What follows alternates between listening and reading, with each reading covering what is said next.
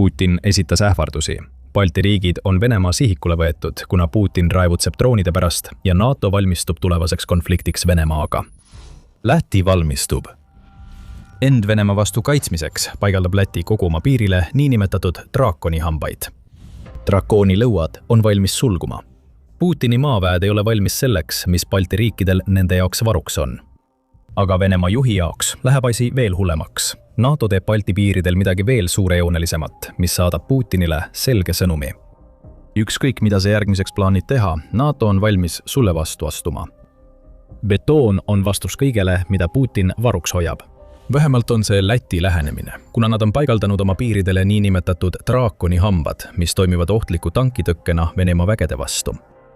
Need kindlustused on saanud osaks palju suuremast Balti kaitseliinist, mille rajamises leppisid kokku Balti riigid Läti, Leedu ja Eesti. Ja need rasked püramiidikujulised draakonihambad on selle tõestuseks. Venemaa ei suuda saavutada sellist kiiret läbimurret maismaal, mis võimaldaks kiiret sissetungi Balti aladele. Läti LSM annab sellest ülevaate, märkides, et draakonihambad on paigaldatud maale, mille Läti valitsus riigikaitse eesmärgil sundvõõrandas. Drakoonihammaste ehitust alustati juba 2024 aastal, kuigi esimesed read neist paigaldati alles aasta hiljem. Liikudes edasi 28. mai juurde, on nüüd Läti piiril 10 draakonihambaid, mis on paigutatud 3 reas umbes 10 meetri laiusele alale, kusjuures vahed nende vahel on nii väikesed, et sõjaväesõidukid alates tankidest kuni soomusautodeni ei suuda neist läbi sõita. Läti on seda juba mõnda aega planeerinud. Maad, mille ta sundvõõrandas, ei ole lihtsalt omanike käest ära võetud. On loodud erikomisjon, mille ainus ülesanne on määrata, kui palju kompensatsiooni need maaomanikud saavad oma vara loovutamise eest riigikaitseks. See on solidaarsus tegudes, tunnistades, et Venemaa kujutab endast suurt probleemi, mis vajab lahendamist.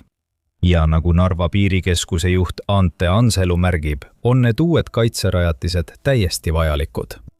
Rääkides Eesti otsusest teha midagi sarnast. 2025 aastal ütles Anselu: see on eelkõige vajalik piiriületuse turvalisuse parandamiseks. Umbes 5 aastat tagasi oli meil juhtum, kus Venemaa poolelt tulnud sõiduk murdis olemasolevatest tõketest läbi. Tõkete paigaldamine aitab takistada loata läbipääsu. Väravate paigaldamine aitab samuti paremini hallata olukorda sillal, näiteks migrantide sissevoolu korral. Need kõik on seega mitmeotstarbelised kaitsevahendid. Lisaks, nagu me just vihjasime, ei ole Läti sugugi ainus Balti riik, kes on oma piiridele betoonist tõkkeid püstitanud. Läti uued draakonihambad liituvad nendega, mida on paigaldanud nii Eesti kui ka Leedu. Anselu kommentaarid tehti juba 2025 aasta augustis, kui Eesti alustas kampaaniat väravate ja tõkete rajamiseks Narva sillale, mis ühendab Eestit Venemaaga.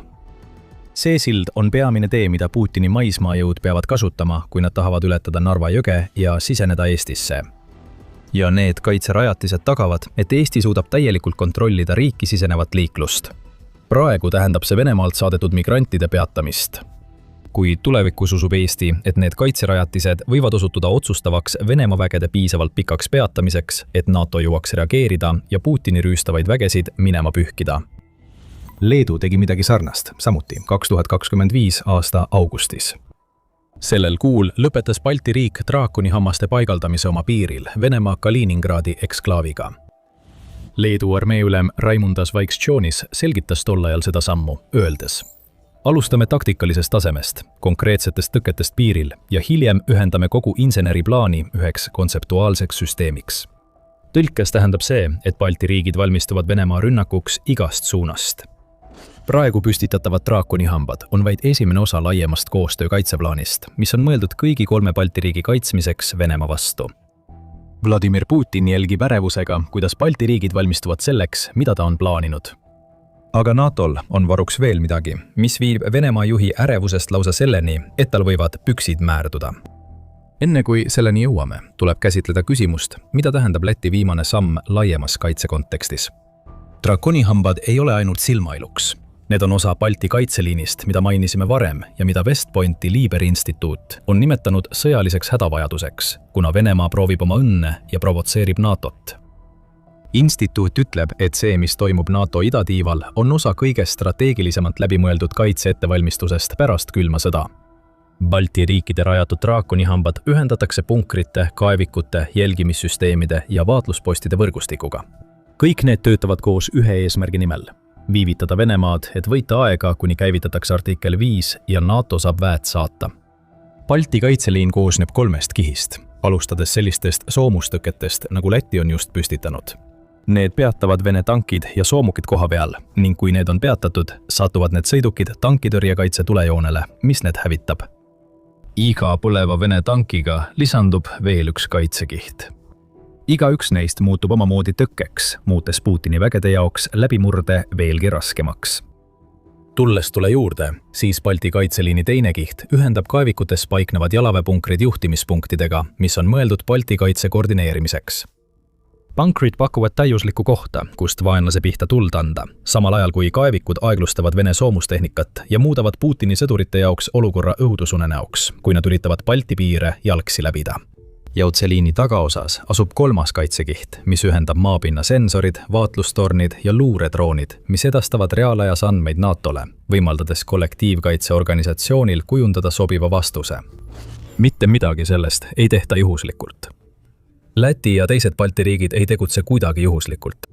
Tegelikult on iga tänapäeval rakendatav kaitsemeede hoolikalt planeeritud ning see on ühiselt NATO operatsioonide tulemus, mis algasid juba ammu enne seda, kui Putin Ukrainasse tungis. Tulles tagasi niinimetatud draakoni hammaste juurde, ei ela keegi illusioonis, et need üksi suudaksid Venemaa vägesid peatada. See polegi nende eesmärk. Need betoonist rajatised ei ole mingid uued leiutised, mida Venemaa sõjaplaneerijad poleks varem näinud. Tegelikult on need olemas olnud juba teisest maailmasõjast saadik, nii et neid peeti vahepeal isegi mõnevõrra vananenuks kaasaegse sõjapidamise kontekstis. Aga sama kirjeldust saab kasutada ka nende sõjataktikate kohta, mida Putin on Ukrainas kasutanud. Venemaa strateegia on saavutada võit, kasutades lähenemist, mis on peaaegu sajandivanune. Tankidel on endiselt Venemaa sõjapidamises suur roll, nagu ka jalaväelastel, keda saadetakse kahurilihaks, et nad neelaksid vaenlase laskemoona ja kurnaksid vastast. Kui Venemaa kavatseb sõdida nagu 1940-ndatel, siis Läti ja teised Balti riigid rajavad kaitserajatised, mis on mõeldud selle lähenemise vastu võitlemiseks. Tankid tuleb peatada. Draakonihambad on üks parimaid viise, kuidas hoida Venemaa üha vananevaid metallist monstrumeid eemal. Ja kui need kombineerida hoolikalt paigutatud miiniväljadega, mida riiklik huvi ette näeb, on see Leedu osa Balti kaitseliinist ning võib väga hästi jõuda kasutusele ka teistel Balti piiridel. Draakonihambad võivad olla üks tähtsamaid kaitsevahendeid 21. sajandi Vene sõjaväega toimetulekul. See ei tundu olevat eriti edasiarenenud teise maailmasõja hiilgeaegadest. Siiski on olemas karm reaalsus, millega Putin peab silmitsi seisma. Draakonihambad ja piirirajatised üle Balti piiride ei ole ainsad asjad, mis Vene vägesid ootavad, kui nad peaksid kunagi ründama. Neitol on mõttes midagi palju ohtlikumat. Vastus, mis on nii surmav, et sunnib Putinit kogu oma Balti strateegiat ümber mõtlema. See uus vastus muudab olukorda idarindel täielikult. Aga enne kui sellesse süveneme, kui see on selline teave, mida soovid näha, siis kindlasti telli The Military Show. Me analüüsime seda nii igal nädalal. Nii et lohe on valla päästetud, aga kui lohe lõuad sulguvad Putini soomuse ümber, on Venemaal palju rohkem muret kui Balti kaitseliin. NATO väed saabuvad Balti riikidesse, mis võib olla seni suurim märk sellest, et NATO valmistub sõjaks Venemaaga. Mai lõpus teatas Reuters, et NATO valmistub tugevdama idatiiba, määrates Balti piirkonda veel ühe armeekorpuse. See ei ole lihtsalt suvaline korpus, vaid Saksamaa-Hollandi korpus, mis paiknes varem Saksamaa lääneosas Münsteris, kuid on nüüd teel Eestisse ja Lätti, et olla uueks kihiks NATO kaitsesüsteemis, mida ehitatakse Putini heidutamiseks. Saksamaa-Hollandi korpus on tõsine sõjaline vastus Putini plaanidele. Korpuses endas teenib umbes 1100 inimest, mis ei pruugi tunduda palju, eriti kui arvestada Venemaa kahuriliha strateegiaga. Siiski ei ole korpuse puhul oluline niivõrd inimeste arv, vaid pigem roll, mida see mängib vägede organiseerimisel ohutõrjumiseks. Hädaolukorras, näiteks kui Vene väed üritavad tungida Balti riikidesse, võib Saksa-Hollandi korpuse alluvusse anda kuni 100 000 sõdurit. NATO ei ole siia saatnud väikest väge. Siia on saadetud armeekorpus, mis suudab koordineerida sellist vastust, mis võib panna Putini käsilased lahkuma.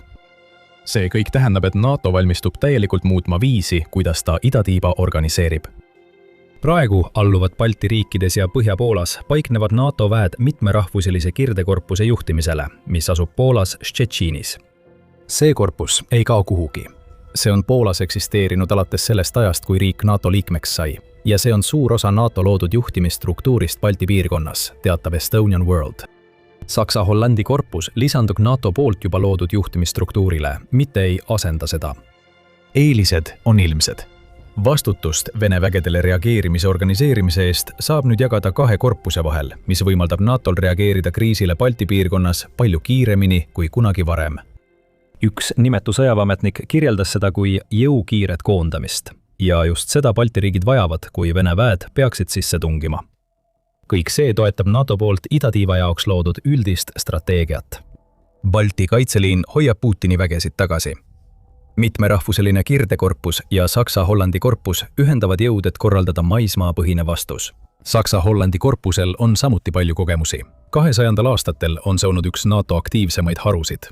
Lähetused Afganistani 2003, 2009 ja 2013 aastal tähendavad, et neil on suhteliselt värskeid sõjakogemusi. Ja korpus on olnud ka NATO reageerimisjõudude maaväe komponendi reservüksusena. See on ülesanne, mida täideti 2005, 2008, 2015 ja 2019. aastal. Olgugi tegemist humanitaaroperatsioonidega või kiire reageerimise korraldamisega sõjalises olukorras, on Saksa-Hollandi korpus just see, mida Läti, Leedu ja Eesti vajavad, et kogu Balti kaitseliini kontseptsioon toimiks. Korpus on ka täpselt vastupidine sellele, mida Putin tahab Balti piirkonnas näha. Venemaa juht on just teada saanud, et kui sa jätkad ähvardamist, saad sa ka vastuse. On olemas oluline põhjus, miks Draakon valmistub lõugu kokku suruma ja miks NATO saadab idatiivale veel ühe armeekorpuse. Vahetu ja pidev Venemaa oht Balti riikidele. Kõikide nende Balti riikide ja NATO sammude ajastus pole sugugi juhuslik, eriti kui rääkida Lätist.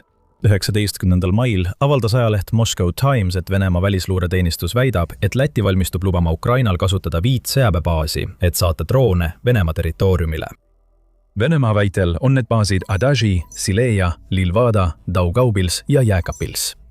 Venemaa pole rahul sellega, mida ta väidab olevat avastanud. Läti ütleb, et see kõik on vale, kuid Venemaa väidab, et on droonide rusude koordinaatide põhjal kindlaks teinud droonide stardipunktide asukohad Lätis ning on hakanud ähvardama vastulöökidega iga riigi vastu, keda ta süüdistab Ukraina abistamises droonide saatmisel Venemaa territooriumile. Väidetavalt on Balti riikidele edastatud eriline hoiatus, on väitnud Venemaa Julgeolekunõukogu sekretär Sergei Shoigu. Nagu sageli juhtub, on Venemaa väidetes omajagu silmakirjalikkust. Alles mai alguses kukkusid 2 drooni alla naftaterminalis Lätis, mis viis kogu Läti valitsuse, sealhulgas peaminister Evika Salina ja kaitseminister Andris Prutsi tagasiastumiseni, kuna omavahelisest tülis otsiti süüdlast. Venemaa väitis, et droonid olid Ukraina päritolu, kuid Vladimir Putin oleks sellist sisetüli nähes kindlasti käsi rõõmust hõõrunud. Siin on oluline see, et pinged Venemaa ja Läti vahel on väga kõrged. Tundub, et püssirohutünn on süttimise äärel. Need pinged ainult kasvavad Venemaa teiste sammude tõttu, mis seavad Läti ja teised Balti riigid otsese ohu alla. 25. mail teatas Politico, et Balti riigid pöörduvad Ukraina poole, et aidata neil luua pommivarjendeid, mis võiksid kaitsta kodanikke Vene droonide ja rakettide eest. Selle sammu ajendiks oli nädal varem Leedu õhuruumi rikkunud droon, mille tulemusena soovitati Vilniuse linna elanikel varjuda ning riigi president ja peaminister viidi kiiresti varjenditesse. Venemaa muutub oma droonidega üha julgemaks ja Balti riigid on üha enam mures, et praegused õhurünnakud võivad areneda maapealseks kampaaniaks. Ja niil on põhjust muretsemiseks. Samuti mais kirjutas Vladimir Putin alla uuele seadusele, mis lubab kasutada Venemaa relvajõude Vene kodanike kaitsmiseks välismaal. Kiev Independenti andmetel annab uus seadus Vladimir Putinile õiguse sisuliselt kuulutada sõda, et kaitsta iga Vene kodanikku, keda ähvardab arreteerimine, kohtu allaandmine, kinnipidamine või muu väidetav tagakiusamine välisriigi poolt. Olgu held, nimetame asju õigete nimedega. Venemaa on sisuliselt andnud endale loa tungida ükskõik millisesse riiki vale ettekäändega. Kiev Independenti teatel elab Lätis umbes 40 000 Vene kodanikku ja Eestis üle 80 000. Pole vaja geeniust, et aru saada, mida Putin siin teeb. Ta ütleb sisuliselt Balti riikidele, et igasugune karistus nende kodanike suhtes võimalike kuritegude eest on ettekääne sissetungiks. Pole tähtis, kas karistus on õigustatud. Venemaa jälgib ja ootab ettekäänet ning uus seadus tähendab, et Putin võib anda loa sõjaks, kui tal selleks toju tuleb. NATO teeb oma idatiival midagi suurt, sest mai on olnud see kuu, mil Venemaa andis märku, et kavatseb asju liiga kaugele viia. Aga Balti riikide jaoks on see reaalsus, mis on juba mõnda aega kujunenud. Läti, Leedu ja Eesti teavad kõik, et nemad on esimesed tulejoonel, kui Putin otsustab, et tahab laiendada sõda Ukrainas NATO vastu suunatud sõjaks. Kui see sõda tuleb 10 aasta, 5 aasta või isegi lähikuude pärast, peavad Balti riigid tegema kõik endast oleneva, et end Putini vastu kindlustada. Retoorika on nüüd üles kruvitud, kuid hübriidsõda on kestnud juba aastaid. Näiteks on Vene piirivalvurid alates 2024 aastast eemaldanud Narva jõest poid, mis tähistavad piiri Venemaa ja Eesti vahel. Venemaa rikub Balti riikide suveräänsust kaudselt ning näib, et Venemaa valmistub peagi otsesemaks lähenemiseks. Balti riigid teavad, et nad on haavatavad. Aprillis teatas Defense News, et Leedus asuva mõttekoja Baltic Defense Initiative koostatud uuringu kohaselt võiks Venemaa Balti riigid vallutada vaid 90 päevaga. Eriti kui Venemaa järgib õhurünnakute mustrit, mille Ameerika Ühendriigid lõid Iraanis operatsiooni Epic Fury ajal. See hukatuslik stsenaarium põhineb mitmel huvitaval eeldusel, sealhulgas Prantsusmaa tuumakaitse vihmavarju eemaldamisel Balti riikidelt. See on siiski murettekitav analüüs ja äratuskell Balti riikidele ning NATOle. Midagi tuleb ette võtta Putini probleemiga. Kui Venemaa juht Ukrainas edu saavutab, võib NATO idatiib olla järgmine. NATO peab sellele ohule ärkama ja peab seda tegema kiiresti. Seda näeme praegu Lätis, kus paigaldatakse niinimetatud draakonihambaid. Ja seda näeme ka NATO otsusega saata Saksa-Hollandi korpus Balti piirkonda. Kaitsemeetmeid rakendatakse. Üks kõige tõhusamaid kiire reageerimise üksusi, mis NATOl on kasutada, suundub nüüd Balti piirkonda. Kui Venemaa peaks ründama, siis Putinil ei saa olema nii lihtne, kui ta arvab. Balti kaitseliin on valmis. Ja see muutub aina tugevamaks, et tagada, et ükski Putini plaan ei läheks täide. Mitte, et Putin oleks veel valmis NATOga sõda alustama. Tal on kõigepealt Ukrainaga palju probleeme, mida lahendada, samuti omaenda oht Venemaa idas, millega tuleb tegeleda.